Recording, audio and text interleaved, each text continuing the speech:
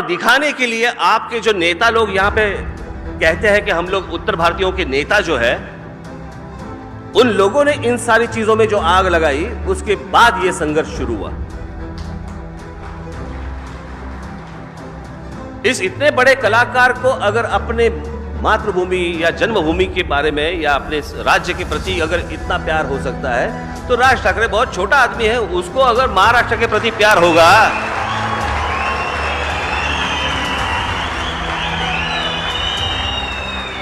तो उसमें गलत क्या है?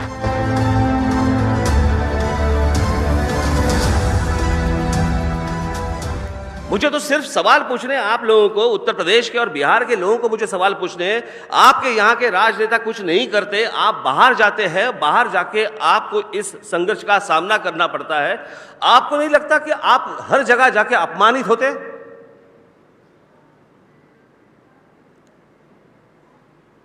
आपका स्वाभिमान कहां है? आप आपके राजनेताओं को कभी पूछेंगे नहीं कि हम लोग जब बाहर जाते हैं तो हमें जिल्लत की जिंदगी जीनी पड़ती है, लोग गालियां देते हैं, मारपीट करते हैं। वहां के लोगों को, अगर अभी तक उनके वहां पे लोगों को रोजगार नहीं है, हम लोग वहां पे जा रहे हैं।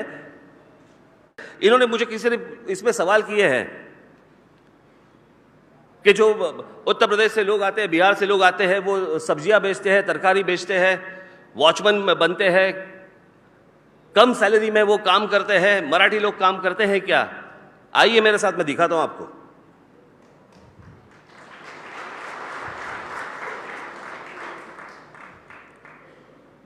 महाराष्ट्र के हर जगह पे जाएंगे तो मराठी लोग जो है वो लीगली बैठे हैं, तरकारी बेच रहे हैं। मंडी में जाइए कभी, मार्केट में आपको मराठी लोग ही मिलेंगे। बहुत जगहों पे हमारी मराठी औरतें बैठी रहती है। ये जो फेरी वाला का जब आंदोलन जब हुआ, उसके बाद बहुत सारे ऐसे मराठी लोग भी मेरे पास आए, लेकिन जहां पे लीगल नहीं था वो मेरे पास आए कि हमें बैठने दीजिए। मैं बोला जहां पे लीगल नहीं है वहां पे कोई नहीं बैठ सकता। तो जो मुझे समझाना था वो आपको भी वही समझाना था, उनको भी मैंने वही समझाया।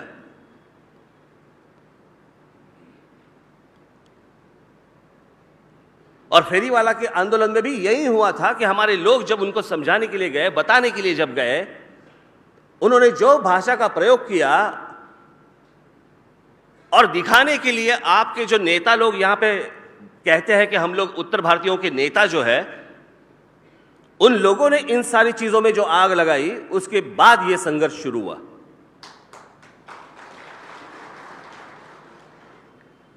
मुझे लगता है एक बार अगर आप अपने भी गिरेबान में झांक कर देखेंगे कि क्या हो रहा है, तो मुझे लगता है कि यह संघर्ष का कोई मतलब ही नहीं है।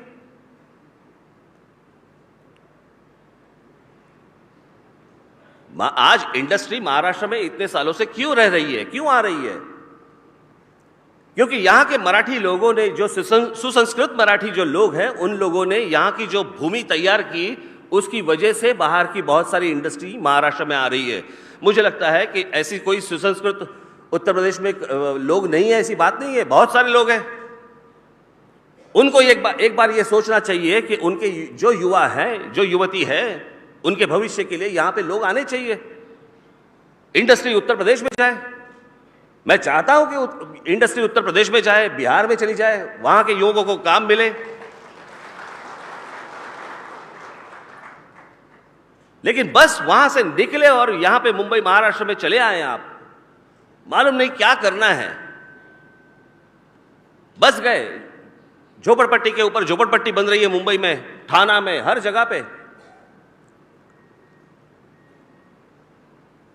आपको मालूम है उत्तर प्रदेश, बिहार और सिर्फ झारखंड से, 3 राज्यों से महाराष्ट्र में रोज 48 ट्रेनें आती है। 48 ट्रेन रोज आ रही है, भर के आ रही है, खाली जा रही है।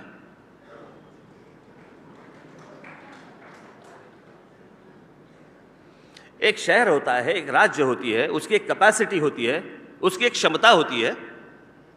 उस क्षमता के बाहर अगर लोग सिर्फ आते रहेंगे तो जो रह रहे हैं पहले से, वो कहां जाएंगे? जैसे मराठी लोग, पहले मराठी लोगों का तो है ही महाराष्ट्र, लेकिन इस महाराष्ट्र में रहने वाले ऐसे बहुत सारे 3 जनरेशन 4 जनरेशन ऐसे उत्तर प्रदेश के भी लोग हैं, बिहार के भी लोग हैं, गुजराती भी है, मारवाड़ी भी है, 4-4 5-5 जनरेशन यहां पे रह रहे हैं। वो समझ सकते हैं मैं क्या बोल रहा हूं। आज इन शहरों की जो हालत बनी हुई है, लोगों को स्कूल में एडमिशंस नहीं मिल रहे, कॉलेज में एडमिशंस नहीं मिल रहे, लोगों को फुटपाथ पर चलने के लिए उनको फुटपाथ नहीं मिल रहे हैं। सिर्फ शहरों की आबादी बढ़ती जा रही है, रोड्स कम पड़ रहे हैं, ट्रैफिक बढ़ रहा है, और सबसे बड़ी बात, जो बाहर से जितने लोग आए हैं, यहां पे आज इतनी पुलिस यहां पे आई हुई है, कभी एक बार उनको जाके पूछ लीजिए, महाराष्ट्र पुलिस को जाके पूछ लीजिए, आपका सबसे ज्यादा समय कहां पे जाता है। जो महाराष्ट्र में जो क्रिमिनल एक्टिविटी जो हो रही है, जो क्राइम हो रहा है, जो गुनाह हो रहे हैं, वो सबसे ज्यादा अगर वो इन्वेस्टिगेशन उनका चल रहा है तो वो उत्तर प्रदेश, बिहार, झारखंड और बांग्लादेश की बॉर्डर पे चल रहा है। यहां पे क्राइम करते हैं और वहां पे चले जाते हैं।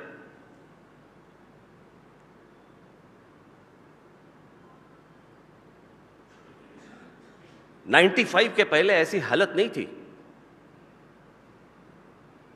लेकिन 95 में यहां पे एक महाराष्ट्र में स्कीम आई, झोपड़पट्टी वालों को मुफ्त घर। 95 के पहले की मुंबई अलग थी, 95 के बाद की मुंबई अलग है। मुंबई ठाणा 95 के अलग था, 95 के बाद अलग है। महाराष्ट्र के हर शहर में जाएंगे, पुणे में जाएंगे, हर जगह जाएंगे तो 95 के पहले अलग है, 95 के बाद अलग है। इतने वहां से लोग आए, अच्छा मुंबई में फोकट घर मिल रहा है। उसमें बहुत सारे जो लोग आए, वो आए हुए लोग कौन हैं? जो यहां पे सीख रहे हैं, जो यहां पे नौकरी कर रहे हैं, अच्छी तरह से नौकरी कर रहे हैं, वहां पे संघर्ष की कोई बात नहीं है। लेकिन जो सिर्फ क्रिमिनल्स यहां पे आ रहे हैं, अगर उस राज्यों से आ रहे हैं, राज ठाकरे बर्दाश्त नहीं करेगा।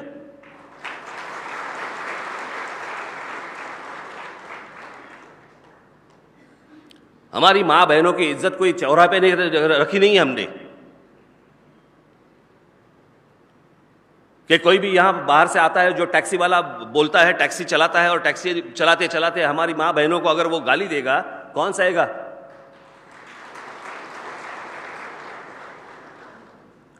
आज महाराष्ट्र में जो मुसलमान रहते हैं, जो महाराष्ट्र के मराठी मुसलमान हैं, जो आप देखिए बहुत सारे इलाकों में रहते हैं, दंगे वहां पे कभी नहीं होते। जो बाहर से आए हुए जो मुसलमान हैं, बाहर के राज्यों से आए हुए मुसलमान हैं, दंगे वहां पे होते हैं। मुझे याद है एक बार आजाद मैदान पे एक मोर्चा निकाला गया था, कौन होते थे? रजा कदमी, वो उनका एक मोर्चा निकाला हुआ था। मैंने जब बाद में पूछताछ की मैंने पुलिस से, तो सब उसमें से कम 98% जो मुस्लिम्स थे आए हुए, जिन्होंने मीडिया की वैन जलाए थे, पत्रकारों के यहां पे मारा था, यहां के पुलिस को मारा था। पुलिस, जो महिलाएं हमारी जो बहनें हैं, उनके इज्जत पे हाथ डाला था। जो भी लोग थे वो बाहर के लोग थे। आपको क्या लगता है वो हम लोग से हैं?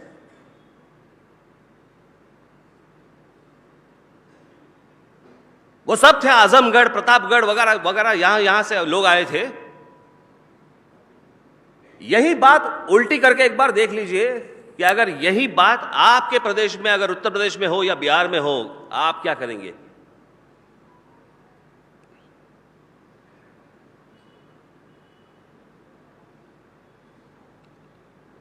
मुझे लगता है कि आपको भी इस बात पे सोचना चाहिए। संघर्ष होता कब है? ऐसी बात नहीं है ना कि मुझे कोई बाकी कोई सोच नहीं है, बस संघर्ष करो।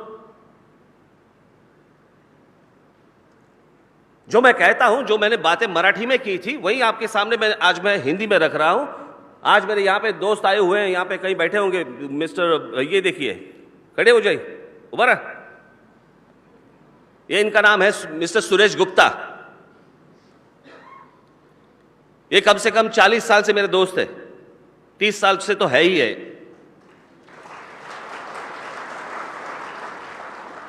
अगर हर जगह मैं नफरत की आंखों से देखता, ये क्या दोस्त रहते क्या मेरे? यहां पे एक बहुत बड़े एक सीनियर पत्रकार बैठे हैं, Amrish Mishra, times of India के। मराठी लोग नहीं बोल सकते उतनी उत्तम मराठी ये बोलते हैं।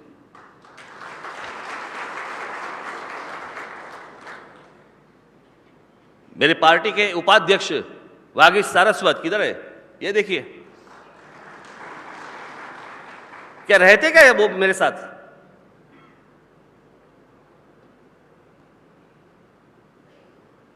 मेरी जो सोच है वो बहुत सीधी है।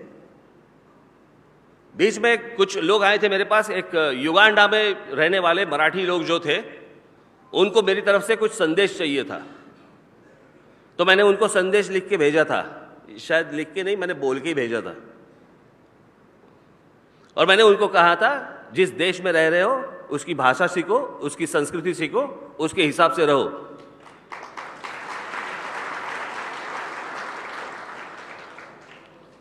आप जिस प्रदेश में जा रहे हो उस प्रदेश की भाषा आपको सीखनी चाहिए, उस प्रदेश के लोगों का आपको सम्मान रखना चाहिए। और यहां पे अभी इतनी भीड़ हुई है कि आपके लोगों को अभी बताना चाहिए कि भाई साहब अभी मत आना।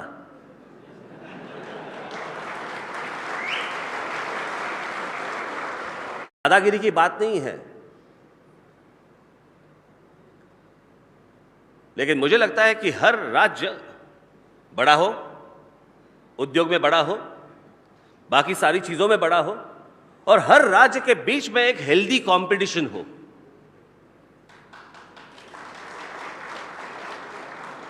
कि अगर ये राज्य ऐसे कर रहा है तो मैं ये ऐसे करूंगा, वो राज्य ऐसे कर रहा है तो मैं ऐसे करूंगा। इससे मुझे लगता है देश ही बड़ा होगा। हर राज्य अगर बड़ा होगा तो देश ही बड़ा होगा।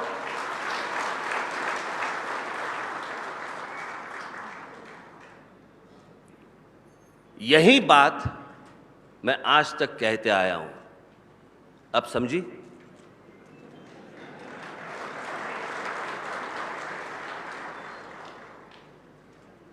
बाकी वो चीजें छोड़ दीजिए, मुझे अभी तक पता नहीं चला उसमें कंट्रोवर्सी क्या थी। अमिताभ बच्चन जी का जब सवाल आया था तो मैंने क्या गलत बताया था? मेरा जो वाक्य था वो जो उस वक्त था आज भी वही है। बीच में एक बार मेरे साथ अमिताभ बच्चन जी एक स्टेज पे आए थे, उनके सामने भी मैंने वही बात रखी थी। मैंने सिर्फ इतना ही कहा।